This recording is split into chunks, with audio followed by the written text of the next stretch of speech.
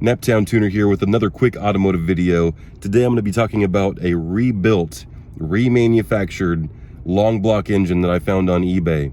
I've been curious about it and I finally asked the seller some questions. This particular long block, first off, a long block is your basic bare engine. It's the block and the head.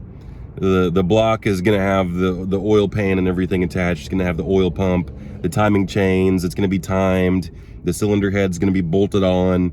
The inside of the engine is ready to run, but the outside doesn't have any accessories on it. No water pump, no high pressure fuel pump, no lines or gaskets or wiring or harnesses or nothing. Just the bare block and head. So for this is going to be $4,800 plus tax, and then there's a $750 core charge. So it's free shipping. So let's say the core charge is you have to send your old engine back. Your old engine is a core. So let's say you don't have a core charge, you're going to be spending roughly $6,000. Let's say you do have a core charge, it's probably going to be about $5,250K, maybe more. I don't know what shipping is and I don't know what tax is. Might be more than that. So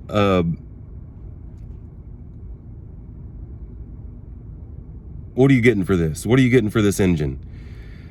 Well, I started looking at all the pictures and I know exactly what I'm looking at.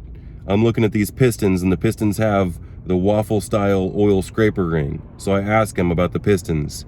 Does it have the updated pistons with the larger 23 millimeter rods? Because the 2009 to 2000 like 12 and a half or so, somewhere around there, had the 21 millimeter wrist pins, and then for sure all the 2013 plus had the 23 millimeter wrist pins. You don't necessarily need to get the rods for the most updated pistons.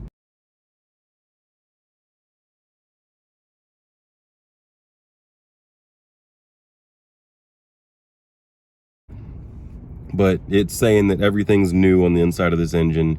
I could go through the list. I might do screenshots and things like that, or you could go find it yourself on eBay.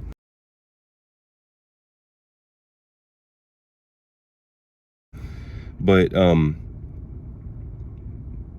basically he's telling me that they're all Chinese parts, but in fact Audi uses 80% plus Chinese parts for their engine. And he gave me some abbreviation of some parts company that I've never heard of before, and I tried to do a search on the internet for them, couldn't come up with anything on them. Typically these Chinese parts, the ones I'm talking about whenever I talk, because not everything made in China is junk, they can make good stuff too, but the stuff I'm talking about whenever I talk about Chinese parts, they're typically no name. They're not proud enough of them to even put a brand name on them. And even when they do put a brand name on them, most of the time they're still bottom of the barrel, because they don't want to be associated with a brand name, because then they have so many problems and issues. They got to switch the brand name every 2 months. But so that's why they don't even come up with a brand name. It'll be called unbranded. So anyway, it's no surprise if you've been searching for parts, or if you know anything about parts like I do, because I've put tens of thousands of dollars of parts on customers' vehicles at the dealership. I've dealt with parts specialists, I've dealt with parts managers, I've been to every single parts store that you can think of. So I have a little bit of experience putting parts on cars and knowing the difference between cheap parts and quality parts. Parts that are, I mean, this should be really common sense, but I guess most people don't. They don't know. This person that's selling this long block wants me to think, or wants their customers to think, that the cheapest of the cheap parts, everybody's overpaying for quality parts, for OEM equivalent parts, or OEM parts that are stamped with Audi. Apparently they think everybody's just being scammed and shammed, because this person says that 80+% are coming from this factory in China. So maybe he really believes that, or maybe he's just telling fibs and lies to make himself feel better. But I don't know. Personally, I'm not going to be putting the cheapest of the cheap Chinese parts on my own car. I'm not going to be putting any unbranded parts on my own car. First off, because I've taken off way too many junk unqualified parts off vehicles that have caused them to fail.